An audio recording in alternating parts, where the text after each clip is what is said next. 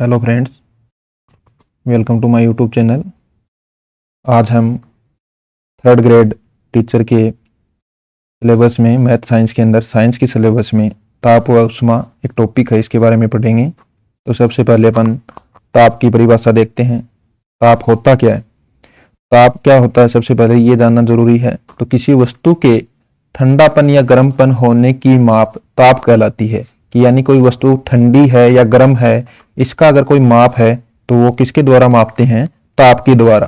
ताप के द्वारा ही अपन बताते हैं कि ये वस्तु ठंडी है या फिर ये वस्तु गर्म है। ताप एक मूलभूत भौतिक राशि है। अपने पास 7 मूलभूत भौतिक राशियां हैं। फिजिक्स के अंदर अपन लेते हैं 7 मूल भौतिक राशियां लेते हैं। उनमें से ताप एक है। ताप अगर मात्रक देखें तो केल्विन के द्वारा लिखते हैं। इसकी विमा K1 होती है। K1 तो M0 L0 T0 लगा सकते हैं। तो इसकी विमा क्या होगी? K1। ताप एक मूलभूत भौतिक राशि है, इसलिए इसकी विमा K1 के द्वारा ही लिखते हैं, तो K1 आ जाएगा। ताप वह भौतिक राशि है जो ऊष्मा के प्रवाह की दिशा को निर्धारित करती है। यानी कि ताप के द्वारा यह निर्धारित होता है कि ऊष्मा किधर से किधर जा रही है। यानी उच्च ताप से, अपने पास एक उच्च ताप है, दूसरी तरफ मान लेते हैं निम्न ताप। तो जो ऊष्मा होगी वह जाएगी हमेशा उच्च ताप से निम्न ताप की ओर जाती है। यानी ऊष्मा की दिशा, ऊष्मा के प्रवाह की दिशा किधर से किधर होगी? उच्च ताप से निम्न ताप की ओर। ऊष्मा सदैव उच्च ताप से निम्न ताप की ओर प्रवाहित होती है। अब अपन देखते हैं ताप के पैमाने, यानी ताप के पैमाने और इनमें संबंध, वह इनमें संबंध भी देखेंगे। इनमें संबंध एक दूसरे में बदल सकते हैं। तो अपन 4 पैमाने लेते हैं साधारणतः। सेल्सियस सभी जानते हैं, केल्विन, फारेनहाइट और रेमोर। सेल्सियस होता है, ये चारों के चारों जो पैमाने हैं इनके जो अपन प्रास देखते हैं वो देखते हैं 0 डिग्री, यानी बर्फ से जल बने और दूसरा जल उबलने लग जाए, जल उबलने लगे, यानी कि क्वथनांक और गलनांक। जल का गलनांक और क्वथनांक लेते हैं। तो इनके अंदर जल का गलनांक और क्वथनांक देखते हैं। बर्फ का गलनांक यानी बर्फ जल में बदल रही है और जल वाष्प या भाप में बदले उस टाइम उसके जो तापमान होता है उसके कहते हैं क्वथनांक। इनके ऊपर इनके मान देखते हैं। तो सेल्सियस के अंदर जल का जो बर्फ होती है वो कहाँ? 0 डिग्री पे जल में बदलती है बर्फ, और 100 डिग्री के ऊपर क्या होती है? जल भाप में बदलता है। तो इसकी जो प्रास लेते हैं वो 0 से 100। इसी प्रकार अगर केल्विन में देखें तो 273 से 373 होती है। फारेनहाइट में देखें तो 32 डिग्री पे बर्फ पानी में बदलती है, और 212 डिग्री फारेनहाइट पे जो पानी है, जो जल है, वह भाप में बदलता है। और रेमूर में 0 डिग्री के ऊपर, 0 रेमूर पे बर्फ जल में बदलती है, और 80 के ऊपर यह जल भाप में बदलता है। तो अब इनमें संबंध देखते हैं। संबंध निकालने के लिए सबसे पहले तो अपने को ये देखना है इनकी प्रास कितनी बड़ी है। तो अगर सेल्सियस की देखें तो 0 से 100 का मतलब कितने अक्षर आएंगे इसके अंदर? कितनी प्रास है? 100 है। केल्विन की देखें तो 273 से 373, इसके अंदर कितनी प्रास है? 100 की। इसके अंदर कितने भाग हैं?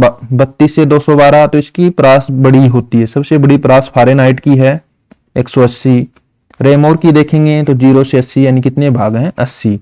तो अब इसके अंदर निकालने का एक सीधा सा सूत्र है अपने पास, टीसी का यानी सेंटीग्रेड तापमान ले रहे हैं, टीसी माइनस इसकी जो निम्न प्रास जो होती है, न्यून प्रास, सबसे कम प्रास है, वो घटा देते हैं, और इसके अंदर जितने भाग हैं उसका भाग देते हैं। कितने भाग हैं इसमें? 100। तो टीसी माइनस 0/100 बराबर होगा टी केल्विन। केल्विन के लिए अपन ने के लिखा है, फारेनहाइट के लिए अपन एफ लिखेंगे, और रेमूर के लिए आर लिखेंगे। तो सबसे पहले तो इसके अंदर अपन क्या करते हैं? टी सी, टी के, टी एफ, टी आर, इनमें से इनकी जो निम्न प्रास है, यानी जब बर्फ जल में बदलती है वो वाला तापमान इसमें से घटा देते हैं। 0, इनमें से 273, इसमें से 32, इसमें से 0। अब इनके अंदर कितने भाग हैं उनका भाग दे दो। पहले में 100 भाग हैं, दूसरे वाले में भी 100 भाग हैं, फ़ारेनहाइट में 180 भाग हैं और चौथे में 80 भाग हैं। ये सब बराबर होते हैं। यहां से अपन इनमें संबंध निकाल लेते हैं। अब TC माइनस 0, TC बचेगा, 100 बचेगा, नीचे 100, 180, 80, ये सब 20 से डिवाइड हो रहे हैं। तो सबसे पहले इनको 20 से डिवाइड कर देंगे, तो इसमें 20 का डिवाइड देंगे 5 लिख दिया, इसमें 20 से डिवाइड किया 5, इसमें 180 को 20 से डिवाइड किया 9, 80 को 20 से डिवाइड किया 4। ऊपर क्या बचा TC माइनस 0 यानी TC बचा, TK माइनस 273 ये ऐसे का ऐसा लिख दिया, TF माइनस 32 ऐसे का ऐसा लिख दिया, और TR माइनस 0 यानी TR बचा बटे 4। ये अपने पास एक इक्वेशन आई है, अपने को याद रखनी है। TC बटे 5, TK माइनस 273 बटे 5, TF माइनस 32 बटे 9 और TR बटे 4। इसके द्वारा अपन किसी भी पैमाने को दूसरे में बदल सकते हैं। जैसे अपने को मान कोई दे दे, सेंटीग्रेड में दे दे और अपने को कहे कि फ़ारेनहाइट में बदलो, तो अपने को एक तो ये वाला लेना है और इसके साथ फ़ारेनहाइट वाला बराबर में लिख के मान बदल सकते हैं। अगर अपने को कहीं कहे कि फ़ारेनहाइट और केल्विन में संबंध चाहिए तो ये दो ले लेंगे, रेमोर और सेंटीग्रेड में चाहिए तो पहला और लास्ट वाला, जो अपने को चाहिए उन दो को लेंगे और उनको सोल्व करके एक दूसरे के मान को दूसरे पैमाने में बदल सकते हैं। अब देखते हैं उष्मा। उष्मा क्या है? उष्मा एक प्रकार की ऊर्जा है। उष्मा एक प्रकार की ऊर्जा है जो वस्तु के ठंडे या गर्म होने का अनुभव करवाती है। यानी कि कोई वस्तु गर्म लग रही है, अपन छूने पे बताते हैं ना कि ये वस्तु गर्म है या फिर ये वस्तु ठंडी है। ये सब कैसे पता चलता है? ये अपन जैसे उसको छूते हैं तो उसके अंदर जो उष्मा होती है वो अपने को अनुभव करवाती है कि ये वस्तु गर्म है या फिर ये ठंडी है। तो उष्मा एक प्रकार की क्या है? ऊर्जा ही है। उष्मा एक प्रकार की ऊर्जा, तो ऊर्जा का मात्रक जूल होता है, तो उष्मा का मात्रक भी क्या होगा? जूल होगा। ये जो जूल है ये होता है MKS या SI मात्रक बोलते हैं इसको। और जो CGS में अगर मात्रक देखेंगे तो कैलोरी होता है। कैलोरी लिखते हैं। कैलोरी और अपना जो जूल है इसमें एक संबंध होता है। एक कैलोरी बराबर होता है 4.2 जूल लिखते हैं, लेकिन एक्चुअल में 4.18 जूल होता है। कई बार अपन इसको 4.2 जूल लिखते हैं। एक कैलोरी बराबर 4.2 जूल होता है। उष्मा एक अदिश राशि होती है, ये भी अपने को ध्यान में रखना। अगर इसकी विमा अगर अपने को निकालनी पड़े तो विमा अपने ऊर्जा की निकाली थी या कार्य के लिए निकाली थी, वो ही विमा इसकी होगी। उष्मा दो प्रकार की होती है, इसके अंदर उष्मा दो प्रकार की लेते हैं। पहली गुप्त उष्मा और दूसरी होती है एक विशिष्ट उष्मा। जो गुप्त उष्मा होती है वह दिखाई नहीं देती है। गुप्त उष्मा क्या होती है?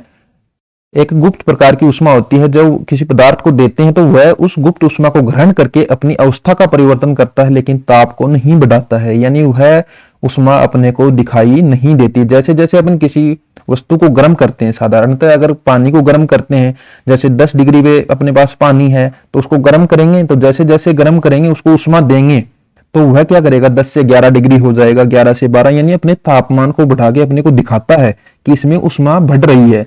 लेकिन एक स्थिति ऐसी होती है जब वह अपनी अवस्था को परिवर्तित करता है, यानी ठोस से द्रव में बदले और द्रव से गैस में बदले। जैसे 0 डिग्री पे अपने पास बर्फ है, अगर उसको अपन गर्म करेंगे तो वह जब पानी में बदलेगी तो वह 0 के ऊपर ही पानी में बदलती है, और फिर वह जब तक उसका सारे के सारी बर्फ पानी में नहीं बदल जाती तब तक उसका तापमान नहीं बढ़ता है, 0 ही रहता है। यानी कि जो अपन ने उसको बर्फ को पानी में बदलने के लिए उष्मा दी है वह अपने को दिखाई नहीं देती है और उसका तापमान बढ़ता नहीं है, लेकिन वह उष्मा गुप्त उष्मा कहलाती है। और वह क्या काम करती है? अवस्था को परिवर्तित करती है।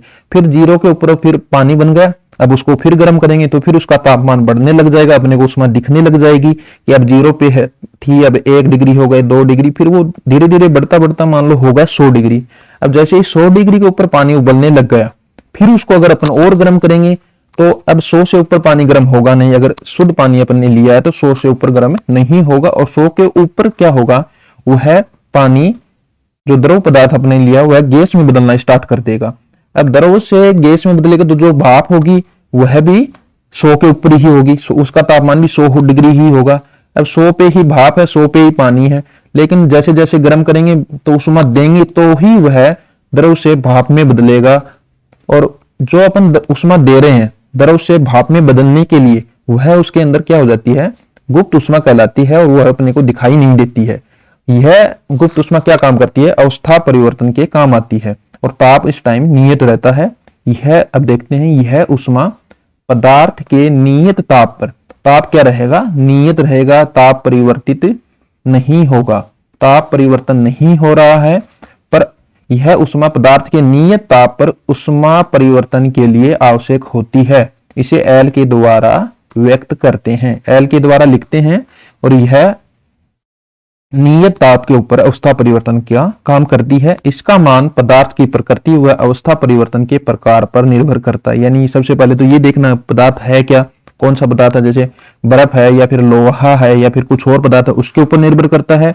और दूसरा अवस्था परिवर्तन के प्रकार पे भी निर्भर करता है, जैसे ठोस से द्रव हो रहा है या द्रव से गैस में बदल रहा है, ये वाला प्रकार भी इसके लिए आवश्यक होता है, इनके लिए अलग अलग होती है। अब जो Q का मान होता है गुप्त उष्मा L के द्वारा लिखते हैं, तो Q क्या होता है, M गुणा L होती है। जो Q क्या है, अवस्था परिवर्तन के लिए आवश्यक उष्मा, कितनी उष्मा उसको देनी पड़ेगी, उसका मान क्या होगा, M गुणा L। M है पदार्थ का द्रव्यमान और L क्या है, गुप्त उष्मा। तो यहां से L अपन निकाल सकते हैं। L बराबर क्या आएगा, पक्षांतरण करने पे L बराबर आ गया, Q के नीचे आ जाएगा M, तो L बराबर Q बट्टे M। ये वाला अपने को सूत्र ध्यान में रखना है, Q बराबर M गुणा L। L का मात्रक अगर निकालें तो Q है ऊपर उष्मा है, उष्मा का मात्रक जूल, और नीचे M है द्रव्यमान किलोग्राम। इसकी विमा भी अपन निकाल सकते हैं।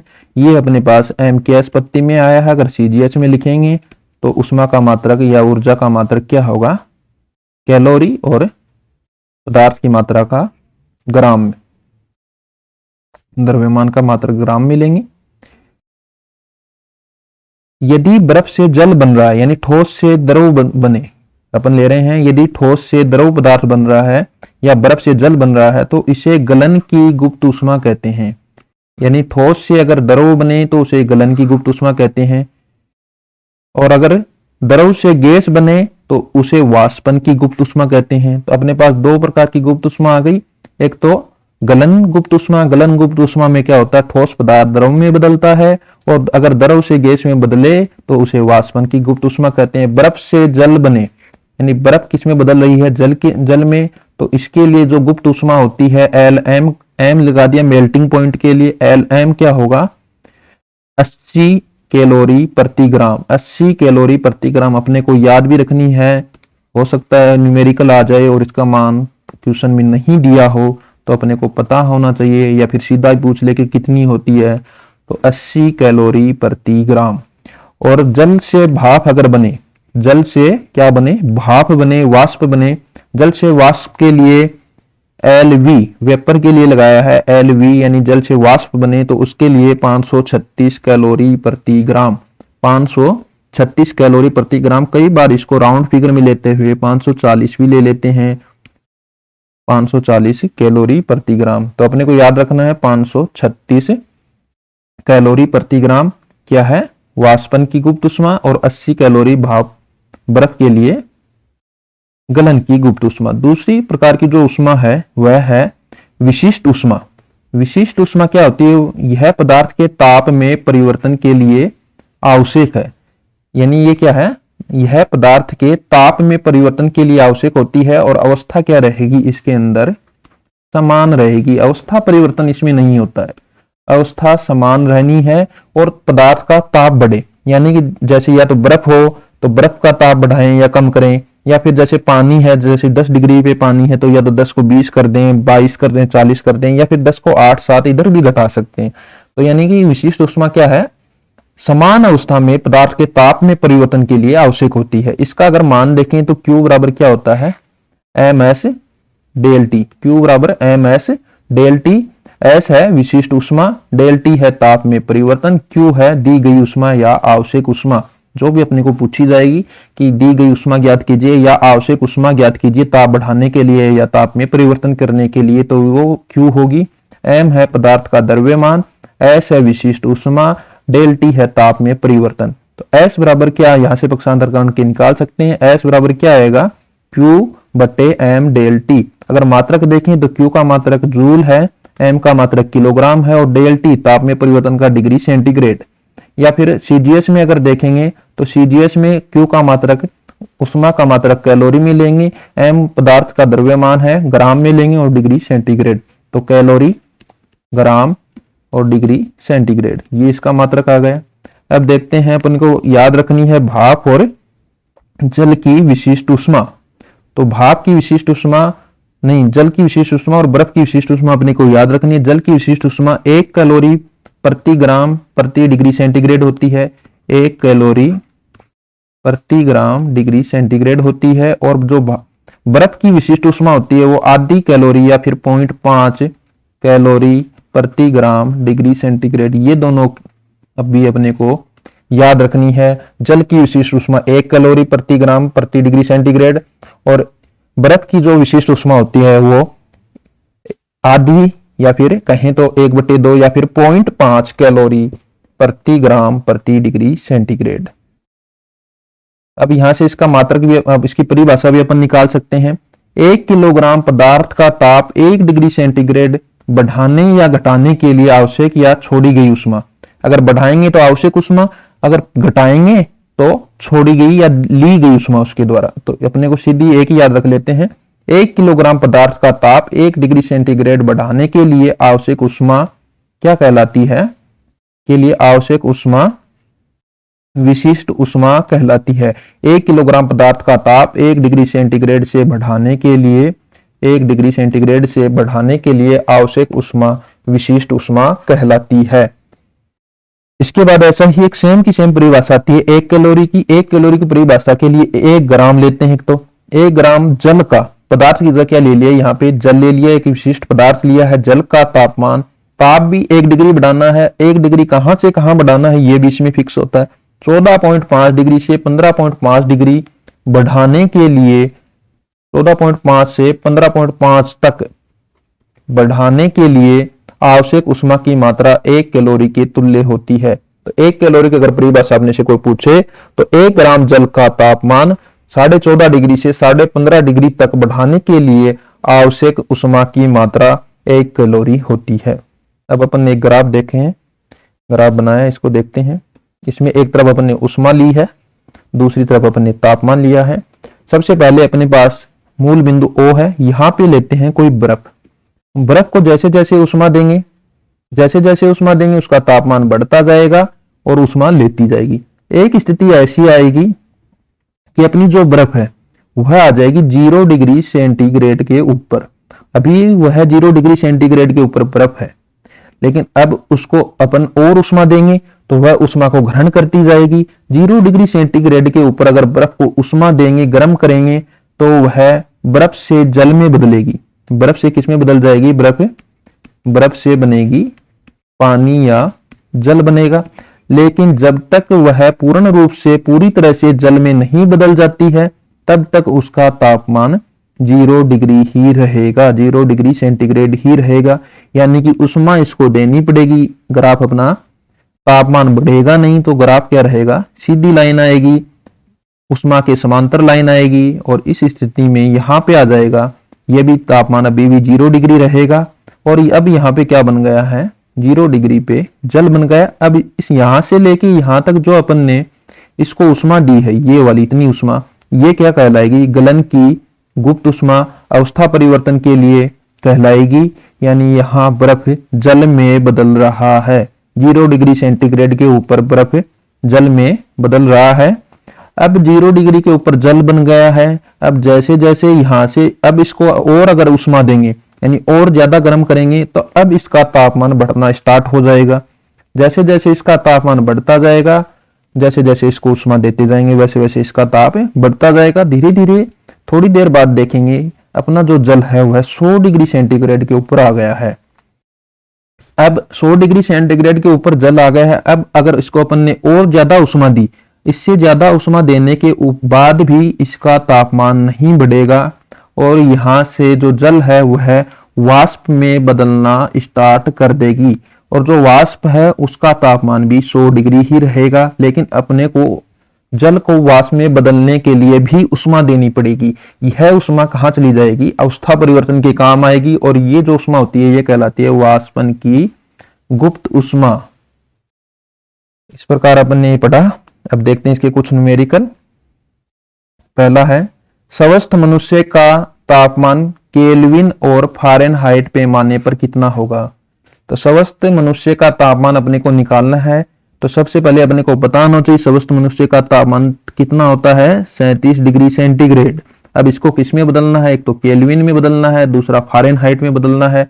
अगर केल्विन में बदलना है किसको, सेंटीग्रेड को, सेंटीग्रेड को अगर केल्विन में बदलना है तो 273 जोड़ देते हैं प्लस डिग्री सेंटीग्रेड। अब देखते हैं केल्विन में कितना आता है, 273 ये है, और तापमान कितना है 37। 273 में 37 जोड़ते हैं तो 310 आएगा केल्विन, 310 केल्विन। जो केल्विन होता है उसके ऊपर डिग्री नहीं लगाते हैं, 310 केल्विन ही लिखेंगे।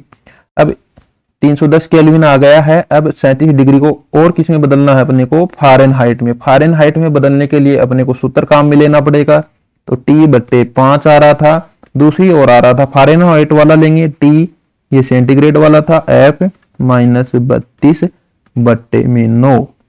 अब TC का मान कितना दे रखा है अपने को, 37/9 5, 37/5 बराबर TF -32/9। यहां से 9 को आगे गुणा कर देंगे, पक्षांतरण कर देंगे इस तरफ, तो TF -32 37/5 गुणा में 9। इसको गुणा भाग करेंगे और जैसे इसको 5 को उससे काट देंगे 7.4, तो TF -32 बराबर आ गया। इसको गुणा करेंगे भी 7.4 को 9 से, तो ये आ जाएगा 66.6। और अब TF अगर निकालना है तो आगे जोड़ देंगे, किसका पक्षांतरण कर देंगे, -32 का, आगे जाके हो जाएगा प्लस का, जोड़ेंगे तो 98.6 डिग्री फ़ारेनहाइट। ये अपन ने निकाल दिया फ़ारेनहाइट। और भी अगर कोई तापमान होता तो अपन इसको इसी प्रकार निकाल सकते थे। अगला क्वेश्चन है अपना, उस ताप को ज्ञात कीजिए, उस ताप को ज्ञात कीजिए जो कि फ़ारेनहाइट व सेंटीग्रेड दोनों पे समान हो। अपन मान लेते हैं कि मानना वह ताप क्या है, मानना वह ताप T है, यानी TF और TC दोनों क्या है, समान है। अब सूत्र है अपने पास, उसमें लिख देते हैं मान, TC/5 बराबर TF -32/9। अब TC और TF तो दोनों बराबर हैं, पक्षांतरण कर देते हैं, इसको वर्जर गुणा कर देंगे इधर से इधर, तो TC गुणा में 9TC, और TF की जगह भी TC लिख सकते हैं, -32 गुणा में 5, यहाँ से 9TC, ये आ जाएगा 5TC, माइनस इसको अगर गुणा करेंगे तो ये हो जाएगा 160। अब इसका पक्षांतरण कर देते हैं, इधर भेज देते हैं, तो 9 में से 5 जाएगा तो 4TC बराबर माइनस का 160, और TC निकालेंगे तो -160/4 भाग देंगे तो -40, यानी कि -40 डिग्री सेंटीग्रेड ताप ऐसा तापमान है जो कि फ़ारेनहाइट पे भी -40 डिग्री फ़ारेनहाइट होता है। तो अपने को याद भी रखना है और निकालना भी आना चाहिए कि ऐसा कौन सा तापमान है जो दोनों पैमानों पे, फ़ारेनहाइट और सेंटीग्रेड या सेल्सियस पैमाने पे दोनों पे समान होता है। तो वह कौन सा तापमान है, -40 डिग्री। -40 डिग्री फ़ारेनहाइट और सेंटीग्रेड दोनों पे समान होता है। अगला जो क्वेश्चन है वह देखते हैं भी, परम शून्य ताप का मान फ़ारेनहाइट व डिग्री सेंटीग्रेड में ज्ञात कीजिए। सबसे पहले तो अपने को पता होना चाहिए परम शून्य जो ताप है वो कितना होता है। परम शून्य ताप होता है, परम शून्य ताप कितना होता है, 0 केल्विन। परम शून्य ताप होता है 0 केल्विन। परम शून्य ताप कितना होता है, 0 केल्विन। अब इसको बदलना है डिग्री सेंटीग्रेड और फ़ारेनहाइट में, तो डिग्री सेंटीग्रेड में बदलने के लिए सबसे पहले अपने को पता होता है कि डिग्री सेंटीग्रेड को, केल्विन को डिग्री सेंटीग्रेड में बदलना है तो क्या घटाना पड़ेगा, 0 केल्विन माइनस का 273, यानी कि केल्विन वाला पैमाना फ़ारेनहाइट से 273 आगे चलता है। अगर सेंटीग्रेड को केल्विन में बदलना तो 273 जोड़ देते हैं, अगर केल्विन को केल्विन को सेंटीग्रेड में बदलना है तो 273 घटाते हैं, अभी घटा देंगे तो ये आ जाएगा माइनस का 273 केल्विन। तो डिग्री सेंटीग्रेड में मान आ गया तो माइनस 273 डिग्री सेंटीग्रेड। घटा देंगे माइनस का 273 डिग्री सेंटीग्रेड आ जाएगा। अब अपन माइनस के 273 डिग्री सेंटीग्रेड को टीसी का मान आ गया सेंटीग्रेड में, इसको बदलेंगे फ़ारेनहाइट में। अपने पास इसके लिए सूत्र है टीसी बटे 5 बराबर टी एफ माइनस का 32/9 वाला।